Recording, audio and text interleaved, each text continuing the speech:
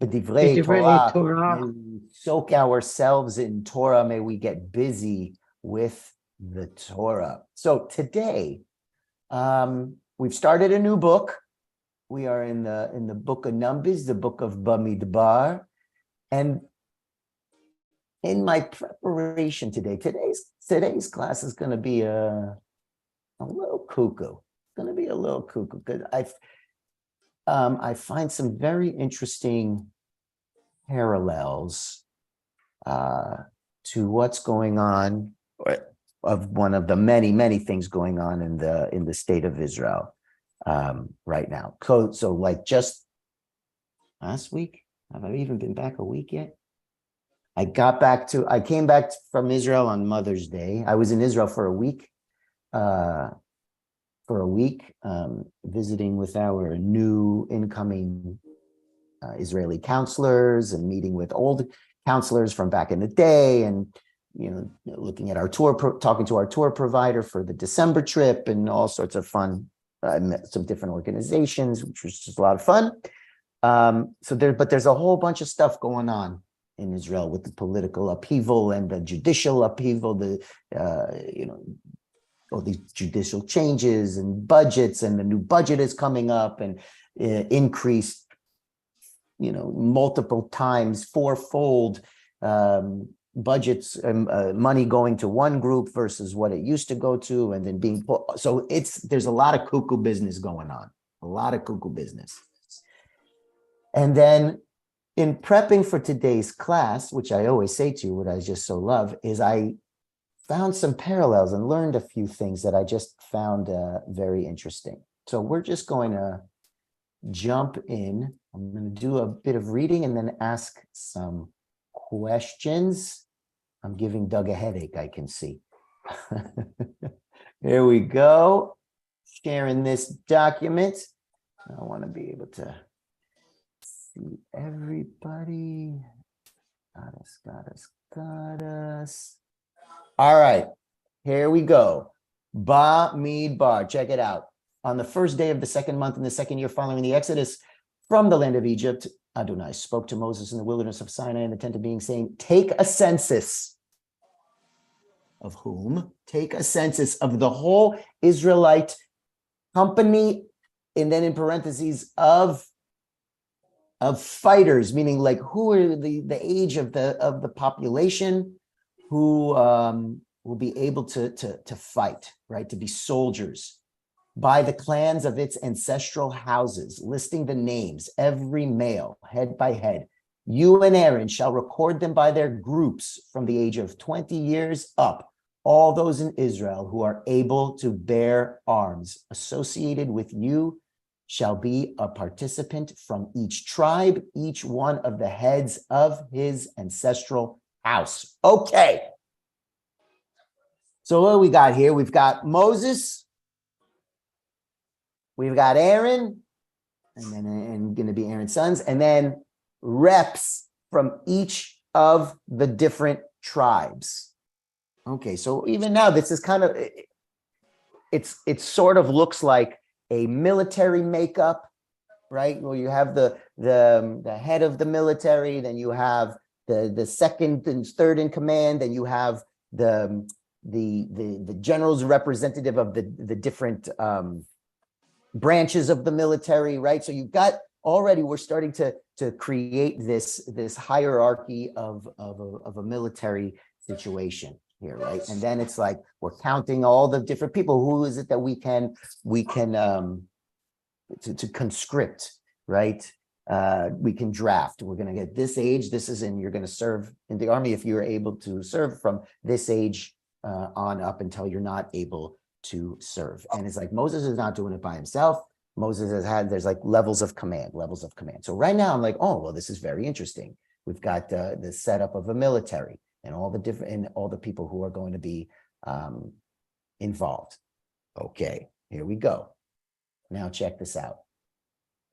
Those are the elected of the assembly, the chieftains of their ancestral tribes. They are the heads of the contingents of Israel. So Moses and Aaron took those participants who were designated by name, and on the first day of the second month, they convoked the whole company of fighters who were registered by the clans of their ancestral houses, the names of those ages, 20 years and over, being listed head by head as Adonai had commanded Moses, so he recorded them in the wilderness. All right, so I'm not going to read all of this next part because it's very repetitive. However, as I go, I want you to just kind of check out the numbers here and let's just call them the different branches or the different brigades, right? They totaled as followed: the descendants of Reuben.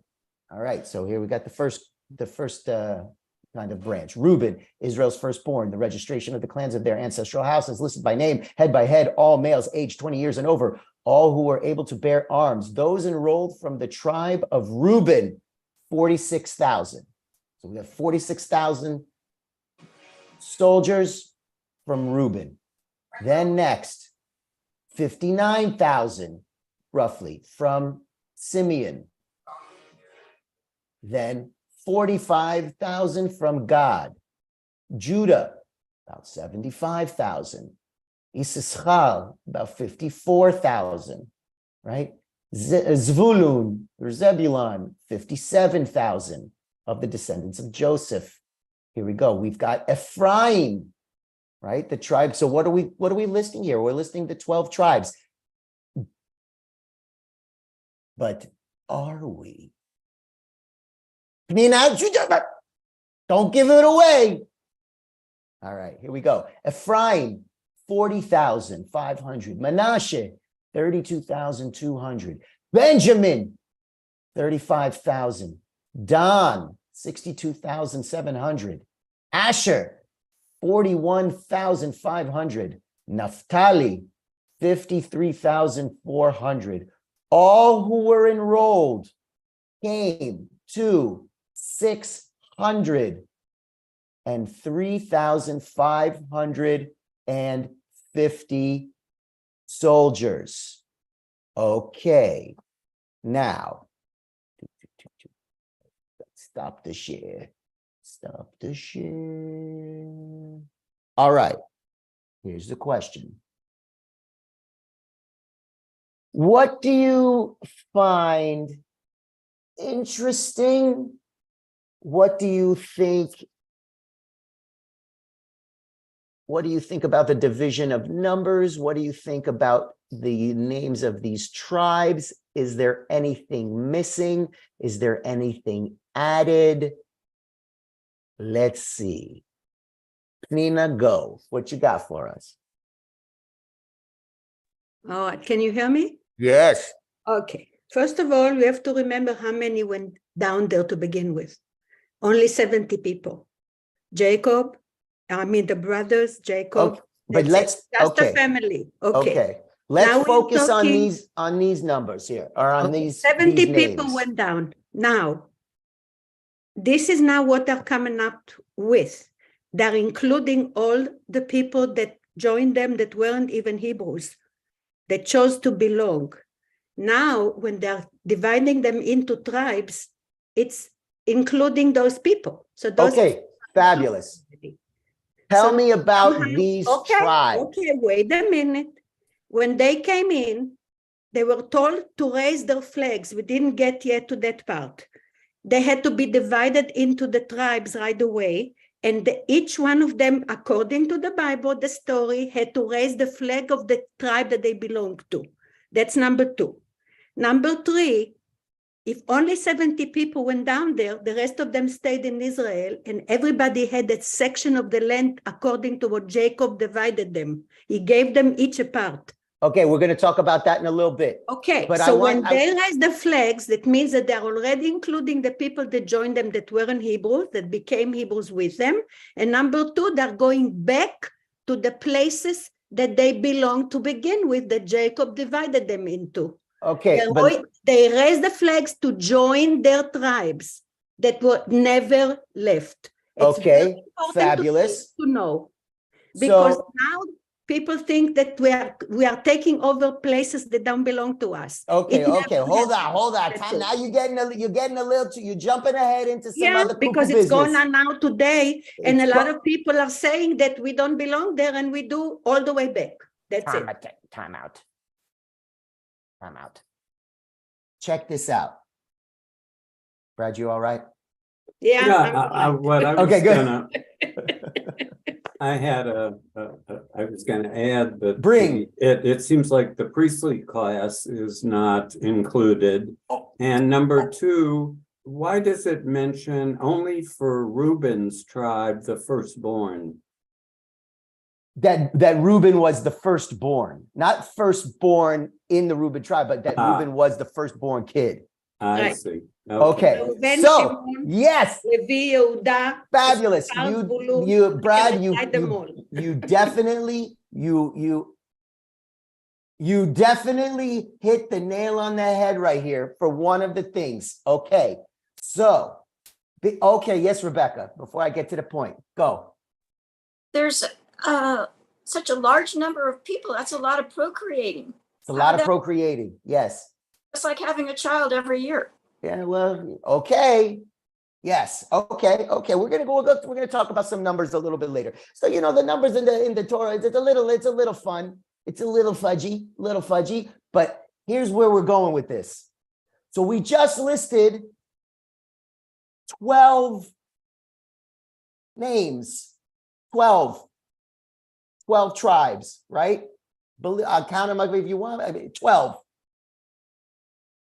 How many sons did Jacob have? 12.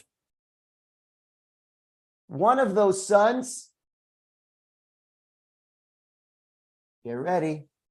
I'm gonna share my screen.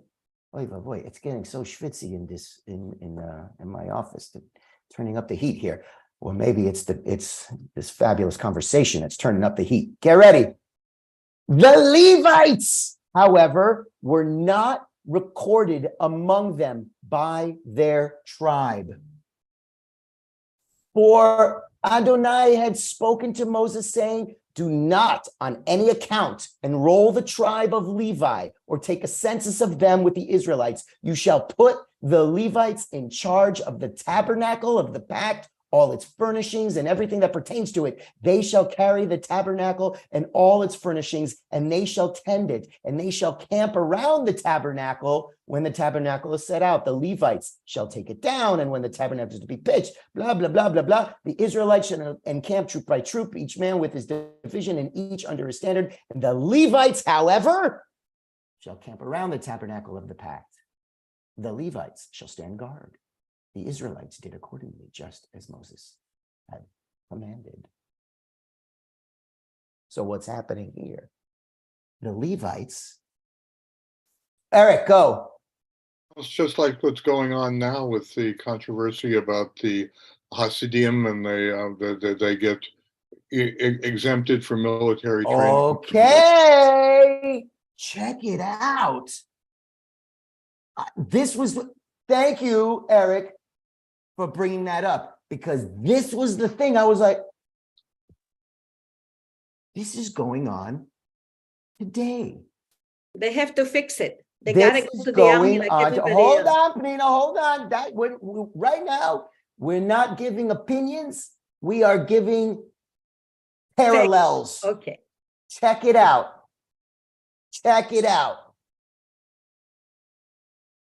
The Levites are a tribe because Levi was one of the sons. Who's one of the sons that I did not mention? The one with the dream coat. Joseph, right? Joseph was one of the sons, second to last, but he himself is not a tribe. His two sons, Ephraim and Manasseh, his two sons, Ephraim and Manasseh, were quote unquote adopted by Jacob, right? To make him their son. So Jacob he's their grandfather and their father. There's definitely a song in there somewhere of at camp, our song leader introduced a song called I Am My Own Grandpa. And it's this some really cuckoo song about marriages and relationships. But here we go. Ephraim and Manasseh have become tribes of their own. So that's how we get the 12, right? Because you have 12 original children, Levi, Joseph, one of them. Levites, they're not considered, they're not being counted, they're not giving land, they're not going to be given land, they're not going to be given a space. So then we have 11, and what happens? Joseph, instead, it's kind of like he gets two. Each of his sons. And why Ephraim and Manasseh? What's really interesting about Ephraim and Manasseh, we on Shabbat, when we bless our children, our sons, we bless in the name of Ephraim and Manasseh. Our daughters, we do for the imaot, right? The mother ancestors. But for our sons, but for our sons, for our sons, we do it for Ephraim and Manasseh. Why? Because it's like Ephraim and Manasseh were considered like the only two brothers who really like loved each other and got along. And that's what we want our children to do. Love each other and get along. It's like the only two in the story. Anyway, it's a little bit of a tangent, but not really. Okay. So what is going on here? What is going on here? Hold on, Panina. Let me get some points out. What is going on here? When they divide up responsibilities and getting the land and all of that kind of stuff, right? I'm going to share something else over here. I'm not sharing. Okay, great. I'm going to share something else here.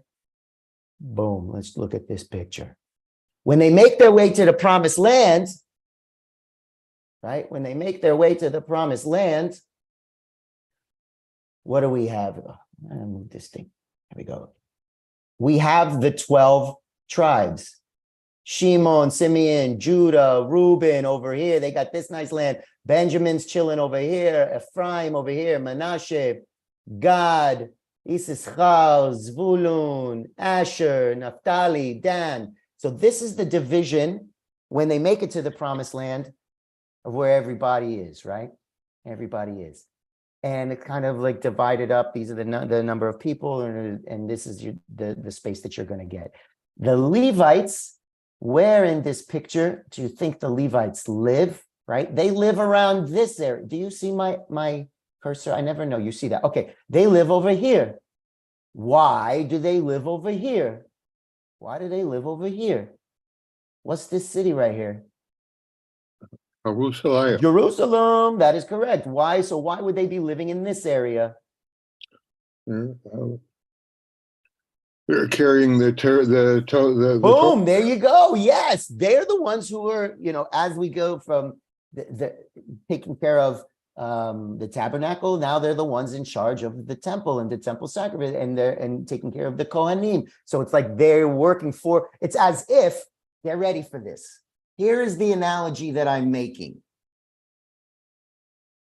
Okay, I'm not making judgments, just the analogies that I found, and these analogies are my own, and they do not represent a position taken by the Wilshire Boulevard Temple. There's a little disclaimer. Anyway, I thought that was funny. We will keep it confidential. Confidential. Thank you, Eric. Okay. The Hasidim, or the ultra-Orthodox, right, in Israel, they do not go to the army for the most part. The vast majority do not go to the army. Rather, they are supported by the state, right?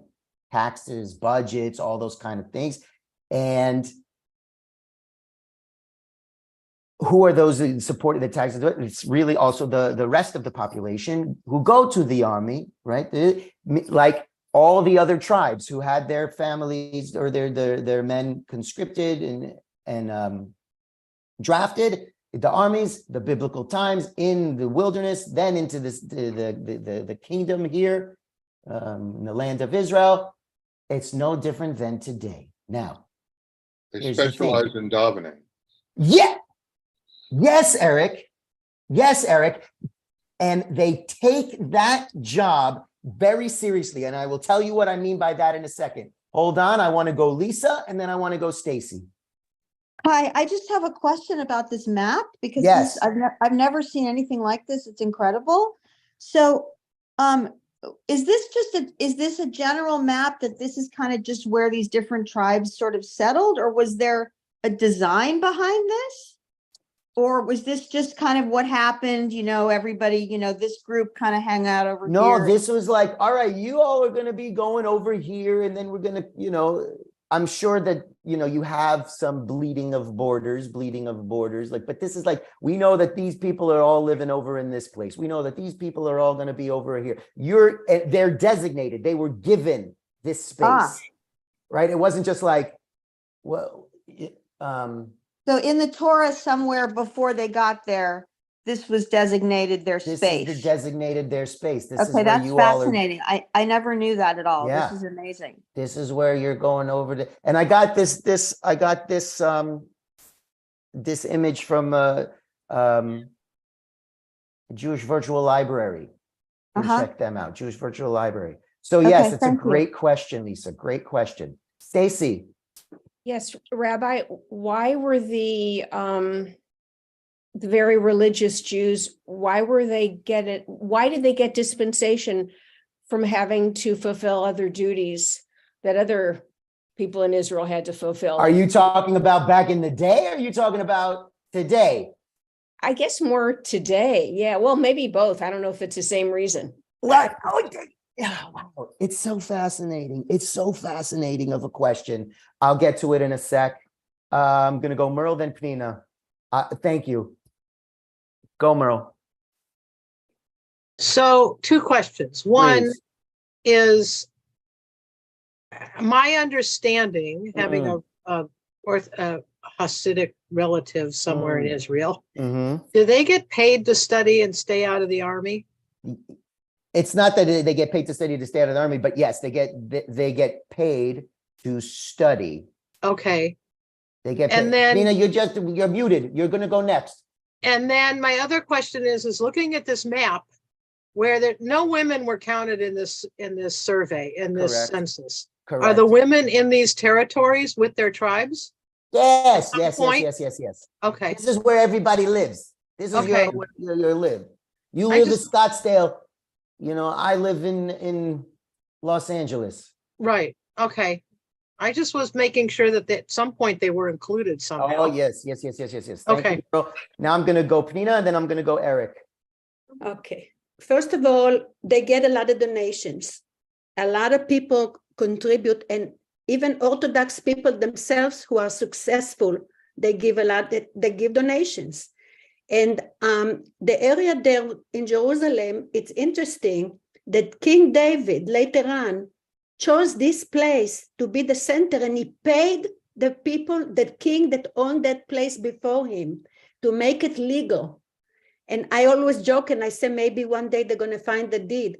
But the story in the Bible, he didn't want to get it as a present. He said, no, I'm going to pay you for it. I took like a lot Abraham. from you in a war, but for this land, for this part, I'm paying you. And That's what Abraham said. Okay, but Okay, so let's Abraham bring the did the focus same back. thing with the Let's come cave. back to here. We're not at King David. Let's what get I'm back trying to to this tell point. you that they never left. Only 70 people went down to Egypt. Everyone had to join their place. Now, regarding the Orthodox, some of them do go. You see them with the kippah and the rifle on the shoulder. Okay, yes, I said that. A lot of them. Many do, but let's focus. I'm trying to get you to focus, Pnina. I'm focusing. A lot of people today, from those boys, they go to the army, the parents don't know before they go home to change their clothes and back into the regular clothes. So you can generalize. Even among the Orthodox, many of them feel that they want to do their duty, but the parents are a problem. Yeah. So Pnina, with all due respect, we're going off topic. This is what I'm trying to tell you, that it's not, you can generalize. I said that before. I said that in my original statement. I'm not. Okay. Thank you. And yes, I do think that they should go. They should have other people defending them. This is what I'm doing. Boom. Muted. Go, Eric. Oh, I was just going to say that this also doesn't include thousands and thousands of slaves that Correct. are distributed around the area. Correct. That number, yes, correct. So, yes, This is all a generalization, and I am putting that out there. I understand that. Now when they went off to Egypt and now they came back. Now who is on the land when they came back? So there were other people that they were the people who hadn't left. There were people who tried to come in from other spaces and all those kind of things. But the point being that the masses of people, right? All of the people who are working the land, giving the money, taking care of things, right, are helping to support the Levites. Why? Because the Levite, otherwise what happens? They're going to disappear because they weren't given land. So they need to be supported because they have a very important job. It is their job to basically take care of the religion. The sacrifices, the temple, that's their job. And they're working on behalf of the rest of the Jewish people, right? Like today, when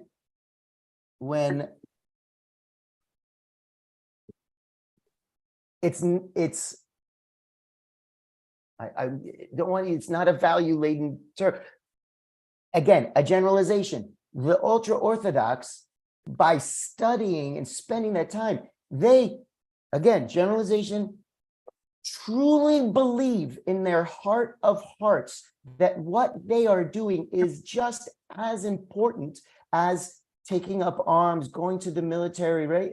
And needing that support because they're the ones who are like the Levites and the Kohanim, who are the guardians of religion, the guardians of the tradition, right? That they're the guardians of the religion and they are the guardians of the tradition. So they can't be taken away from that duty to go and do this other responsibility of the army because, again, generalization, they equate that on the same level. It's as if that's what their army service is, to study and to learn, right? Otherwise, who would divorcing women ask for gets? Oh, come on. Don't we? Oh, no, Eric, we trying to keep that out today. We trying to keep that out. I just read today that there is a massive backlog, months and months and months and months of a backlog of crazy of converts who have gone through everything, have done everything, and just need males just need to get their circumcisions inspected. You say that they're good, boom. So now you're kosher, you're Jewish. They have to wait their 5, 6, 7 months. Isn't that crazy? Okay, hold on. We got to get to a point. We got to get, I can't move myself. Okay, here we go. So this is what I find interesting. Now,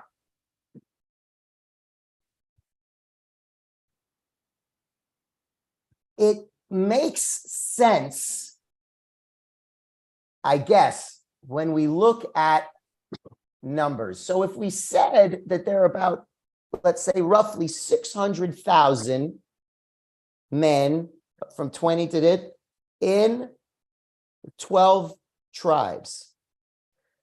Okay. Let's say we add, if the average number was like 50, right? The average number, say 600,000, let's say the average number of men available is 50 from each of the tribes, 50,000, right? Oh, we got it. Doug, you trying to get into the waiting room on a different thing? I don't know. Okay. 50,000. So let's just make an assumption that the Levites are also 50,000. Okay. So it's like 650,000. So the Levites are 1/13 of that. So it's equal, right? They're 1/13, which is roughly 8%, right? It's roughly, no, 8%, 8%. Let's say roughly 8%, roughly 8% of the population. Now, this is where it gets very interesting. So it's like 8%, the other 92% are helping to take care of 8% of the population.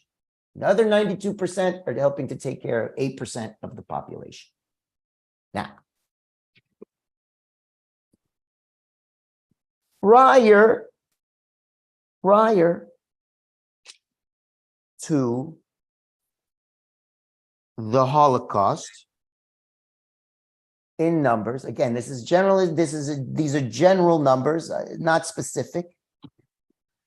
The ultra-Orthodox were roughly between 7 and 8% of the Jewish population of Europe. Okay, the ultra-Orthodox were roughly 7 to 8% of the population of Europe. They saw themselves as the true bearers of the religion. Now, take this next statement how you want. I don't know the answer to it. And I'm a Reformed Jew, conservative Jew. We've got, right, all the different types of Jewish connections there, right? Jewish quote unquote streams. It can be argued that it is the ultra-Orthodox, the ones who guard this tradition, that give us the freedom to experiment, try different things and all those kind of things, because it's like, well, if those experiments fail, at least the ultra-Orthodox are going to keep our people go. There's going to be something to keep going. Okay, I'm just saying that can be argued. That can be argued. I'm not taking a stance either way. You can gather that from the Torah and this map. You can gather that from pre-Holocaust, this percentage, 7 to 8% population. Then post-Holocaust and the creation of the state of Israel. Okay, the creation of the state of Israel. At the time, there were roughly 800,000 people living in there in the state of Israel. And of that number, it had about 35 to 45,000, depending on where you read, ultra-Orthodox. Okay? Less than 5% of the population. And when Ben Gurion said, okay, yeah, you all go over there. They lived in the vast, today, the vast majority, like nearly 85%, maybe even a bit more, live in two cities, Jerusalem and Bnei Brak. And you have some who live in Bet Shemesh, and you have Tzfat also, Tzfat on the you top. got them all, but the vast majority, Bnei Brak and Jerusalem.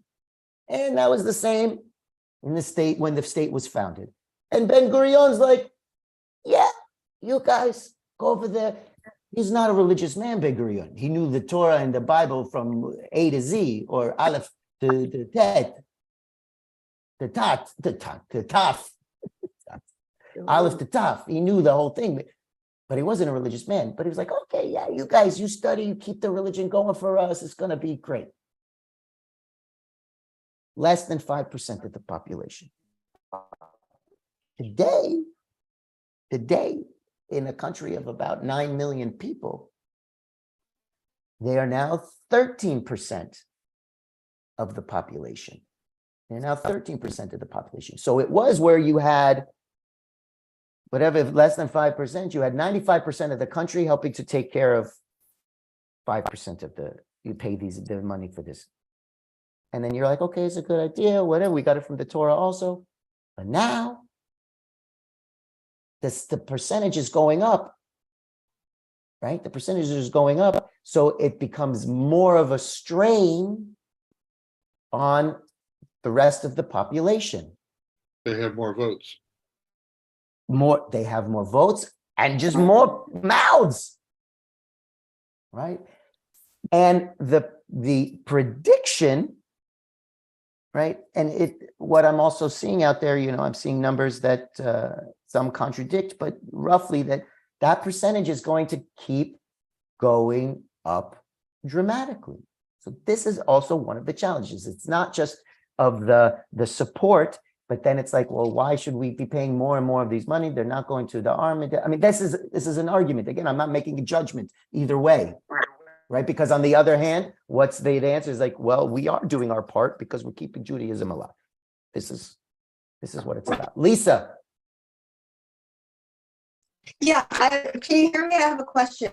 Please. Okay, so I get all of that. My question is there a voice today within the ultra-Orthodox who, yes, believes, they believe this just as strongly as you said, as the requirement to go to the army, but is there any concession that we are now in a different time period and that things are not exactly the same as they were when they meaning that the fact of the matter is that they're in a state that functions because we have an army because of the enemies. So I'm just curious. I understand that the strength of their feeling, and I'm not judging it. I'm just wondering, since their whole thing is about learning discourse and arguing and backing up their ideas, isn't that what you do in a yeshiva?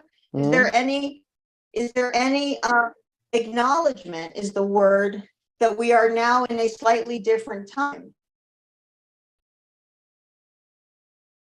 Not to them. It does. Time is a fascinating thing. We live in different realms, different worlds, different perceptions of the world around us. Let me just give you a fun example. So Israel, Okay. I don't know, do you know what Eurovision is? Does everybody know what the Eurovision is? The Eurovision, okay, the big music competition in it's not just Europe, but it has something to do with the European economic something. So you also have North African countries. You have Israel and Egypt and Jordan and you have Syria, Lebanon, right, are involved on and off in these competitions as well. Massive all over the world. People are just so. And this year, Israel's woman, the performer, her name is Noah Kirel, right? She is arguably the biggest pop star in Israel right now, Noah Kirel, right? Where everybody's like, oh, Noah Kirel, everybody knows her, everybody knows her. She was just in England, all right? Everybody knows her. She's on a flight back from England, back to Israel. And she's sitting in her seat, and everybody is clapping and cheering for Noah, right. And the man sitting next to her says, do you know why everybody is clapping? Who's Noah? Who are they clapping for? What's going on? And Noah turns to the guy and he's like, well, it's me. I'm Noah. Oh, I know. What did you do? I represented Israel in the Eurovision and I came in third place out of it. And it was like, oh, that's so nice. What is that? What is that? Sounds like it's a music competition. Oh, wow. And this guy had no idea who she was. No idea. But the story gets better. Who's this guy that she's sitting next to? She's like, oh, and who are you? Oh, I'm the head rabbi of Gush Etzion, which is like a massive enclave in the territories, Haredim, like true believer. This is he is their leader. Noah Kirel had no idea who he was. None. This leader, no idea who Noah Kirel was. None. Lisa, two completely All right, I get the point. realities. Two different worlds. Got it. Right? Thank you. It's fascinating to me, right? And that it's not new. It's been going on since the Torah, right? But what is new is the numbers. The percentages are changing. Brad. I'm on Zoom. Well, Okay. Rabbi, it seems to me that the root of the problem, if you go back, is that the priestly class was determined by heredity. Okay. Whereas we think of other religions, I can't think of another religion where religious leadership, certainly not the Catholic Church, is determined by heredity. It's based on other criteria. What was the why? Why was the that determination made about a priestly class that it would be determined by heredity as opposed to some other criteria? Well, that's interesting, right? Because I think it has evolved to a point, at least in ultra-Orthodox circles, right? Where yes, it's also hereditary, but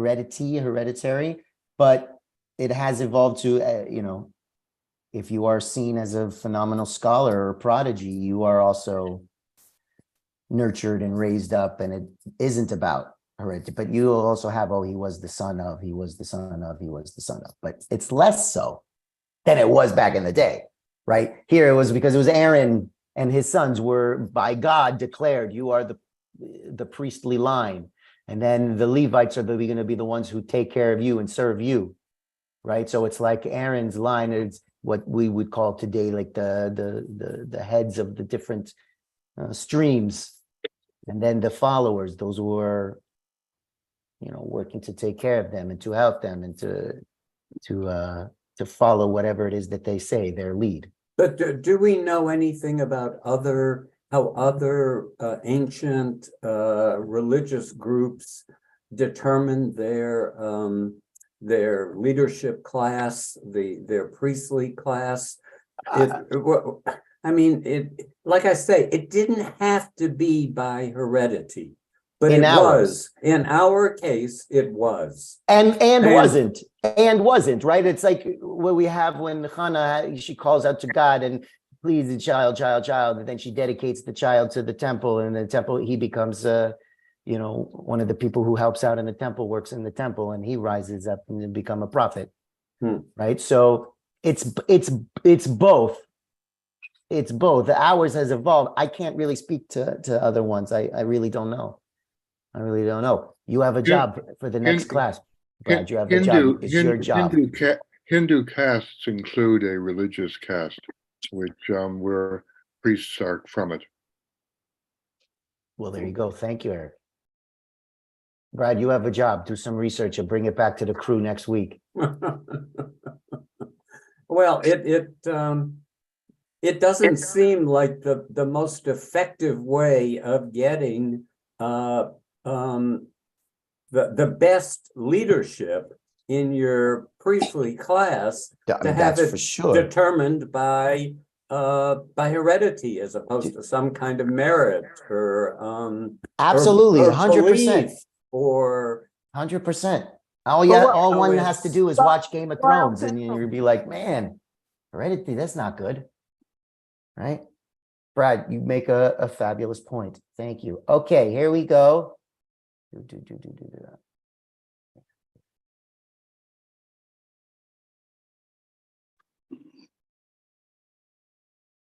All right, next thing. Oh, Brad, did you still want to share something? No, you got it. All right, well, let's go back to, sorry, Merle. Go. So what Brad was saying about leadership being hereditary, years ago in California, there was when I was regional president for URJ, there was a congregation that wanted to join URJ. And in their bylaws, the only way you could become a member of their board or a member of their executive committee was by hereditary. And it didn't fly very well with the attorneys at URJ.